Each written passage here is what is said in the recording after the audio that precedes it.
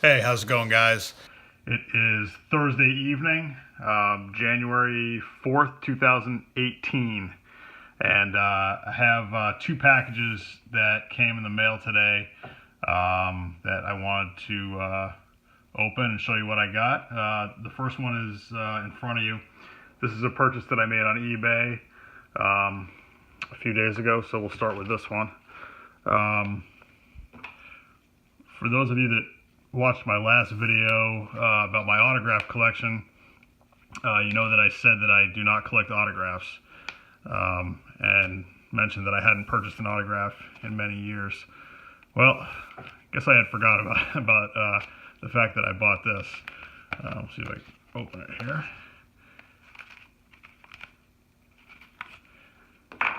And although I do not collect autographs, I do collect vintage Red Sox postcards. Generally pre-war Red Sox postcards. And pre-war refers to World War II.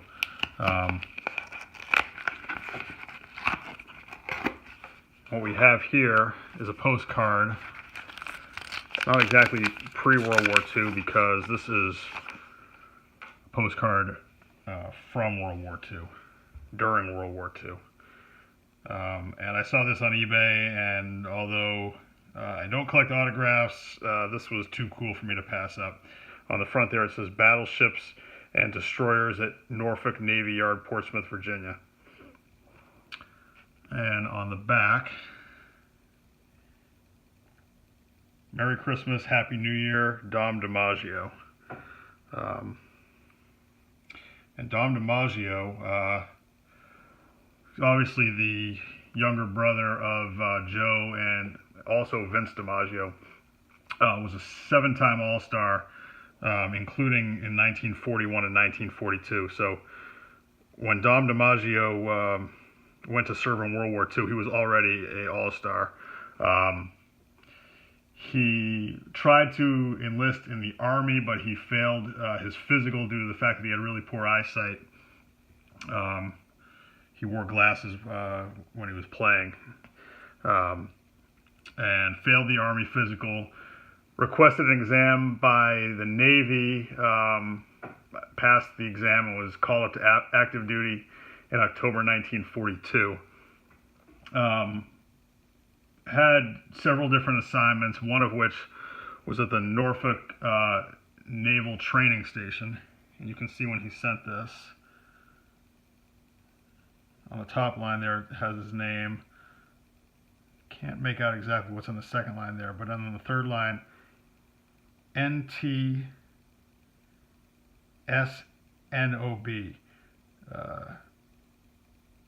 Norfolk Training Station. I think that's Naval Operating Base, Norfolk, Virginia. So that's where he was assigned when he sent this out. And you can see there, I guess no postage necessary for servicemen during World War II. So I thought this was a very cool item. Didn't pay a ton for it.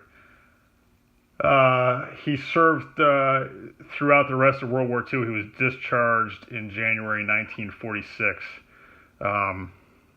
You know, like a lot of other players at that time, he gave up some of his prime years of his career to serve his country, which is a very honorable thing. All right, so that's the first item there. Happy to get that.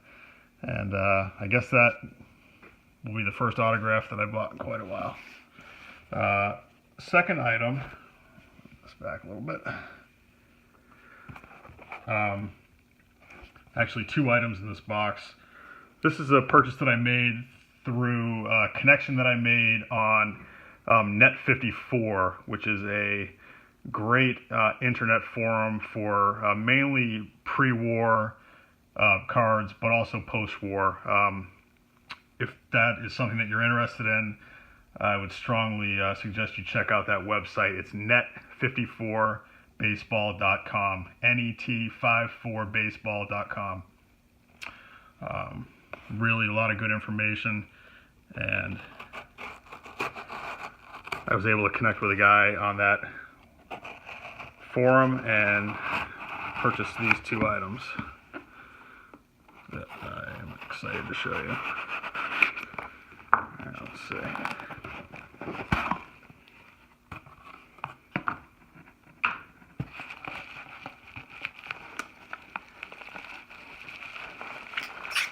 Very well packaged here. If you're going to send something through the mail, this is the way to do it.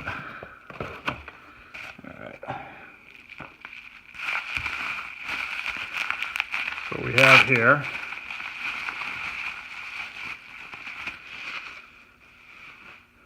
a little note from the seller there. Oh, he threw in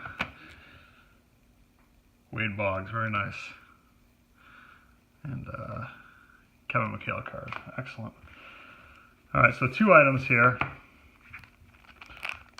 The first one, let me take it out of the sleeve here.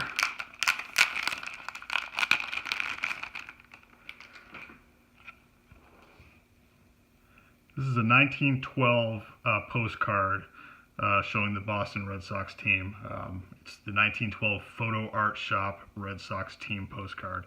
And on the bottom there it says, Season 1912, Champions of the American League, Boston Red Sox. And it has all the players on the team, and it has the last name, as you can see in front of the players there. This is the highest graded example of this postcard by either PSA or SGC. It's graded a 5.5.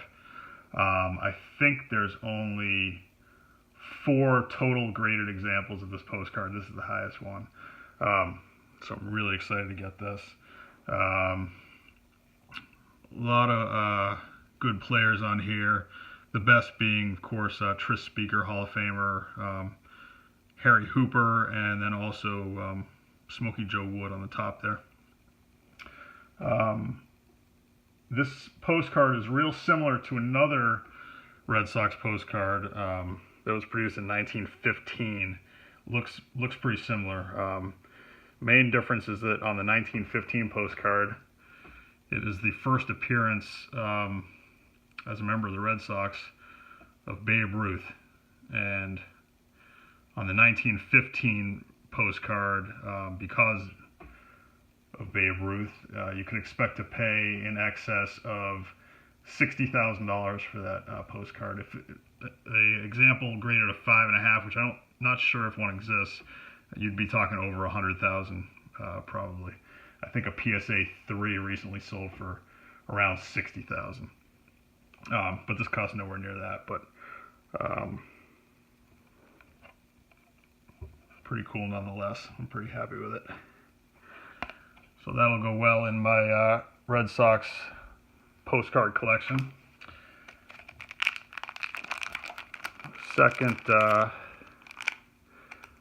item is another postcard.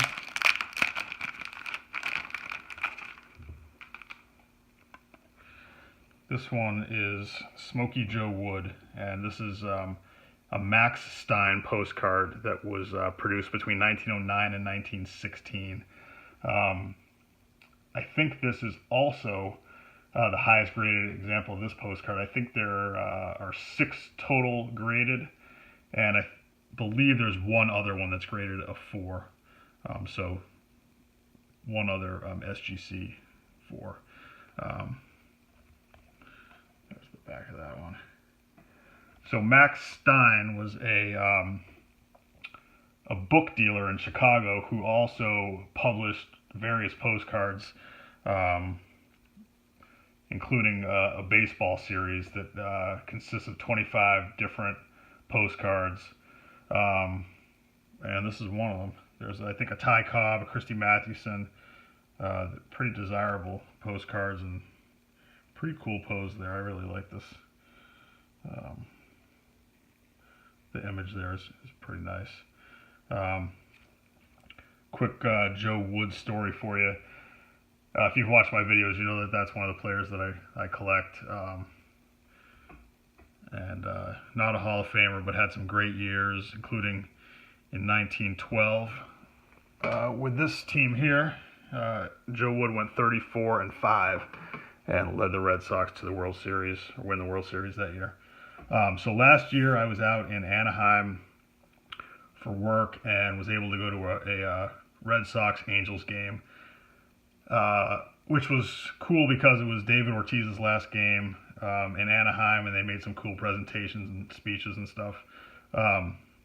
But over the course of the game, I spoke with an older man and woman who were sitting behind me, and I guess they were probably around in their early 70s. And eventually, the woman mentioned that she had once thrown out the first pitch at Fenway Park, and I asked her how it was that she was able to do that, and she said, "Oh, well, my grandfather was a player on the Red Sox," and of course that got my attention. I did some quick math in my head and figured, well, she's probably in maybe her early 70s. Who possibly could it be that was her grandfather?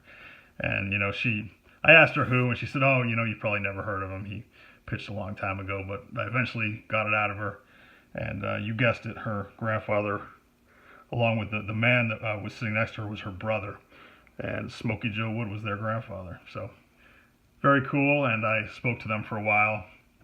They told me a lot about him, and I told them about my Joe Wood collection, and I think they were pretty thrilled to know that someone of this generation, I think they were surprised that, first of all, that I knew who he was, and then second of all, that I collected his cards. So anyhow, I thought that was pretty neat. All right, that's it. Appreciate you watching. And if you like the video, give it a thumbs up. Please comment, subscribe, and got some more videos coming soon. Hope you're all doing well. Thanks a lot. Bye.